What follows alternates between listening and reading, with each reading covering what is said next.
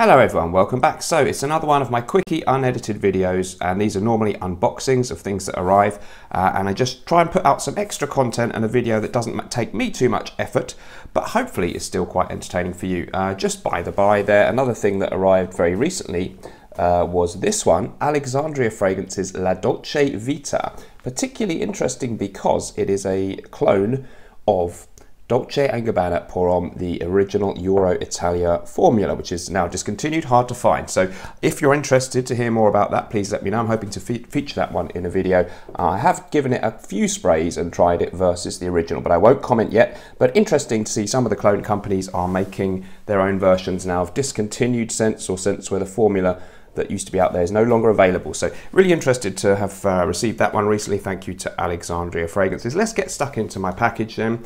So today's fragrance, what is it? The mystery fragrance. Again, it's a vintage formula. This is a fragrance which was first released, see if you can guess what it was. It was first released in 1981, a great year for fragrances because it was the same year as Coros from Yves Saint Laurent and Antaeus from Chanel.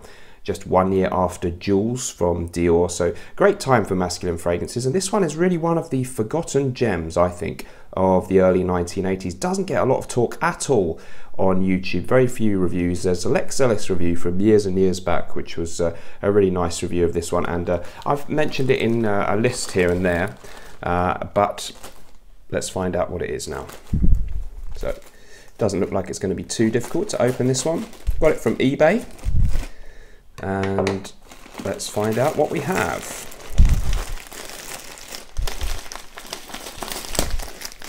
Okie dokie, so it's got one of those kind of bubble wrap envelopes, which hopefully has kept it safe.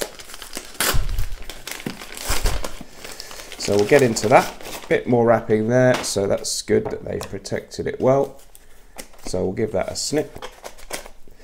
And let's see what the fragrance is. It's Cacharel Pour L'Homme Aftershave. Now they listed it as an eau de toilette, so that I think I'll have to check that, but that's a little bit annoying. They actually listed and pictured an eau de toilette with the same bottle design, so there was an eau de toilette that had this bottle design. That's what they were supposedly selling, and it seems like they had a few of them or something, and they've sent me the aftershave, perhaps by accident, so I will contact them and see if I can swap it for the eau de toilette. Never mind, let's soldier on. So it's the Après Rasage, the aftershave version of Cacharel Pour L'Homme from 1981, and we're going to see that this one has a bottle rather different to today's version, which I'm kind of happy to have because it's different to the other one. I actually said eau de toilette on the advert, so that's a little bit disappointing, and I wasn't sure because I had thought maybe the Après Rasage, the aftershave, always came in this kind of bottle, but they didn't make that clear. Anyway, this is the Après Rasage, the aftershave splash of Cacharel Pour L'Homme. Now, the thing here is actually aftershave splashes don't have to be really weak. They don't have to be vastly inferior to the eau de toilettes. They even have maybe some slight advantages. There's more alcohol in them than the eau de toilettes, less fragrance oil, but that does give them a little bit more of a real blast into the air when you first use them. I do have another bottle of the eau de toilette, a vintage bottle there again, and we can tell that it's the vintage because it has the Cacharel in a little circle there and this kind of bird-like or duck picture that you see there coming out of the word eau de toilette, and again we have the duck picture there. So it is a very old vintage version. There's a little bit more information there. And I do also own the modern iteration, the modern version, which is really, really nice, fresh fragrance. Very, very pleasant indeed. Some of the notes in this one are, hang on, I'll be right back.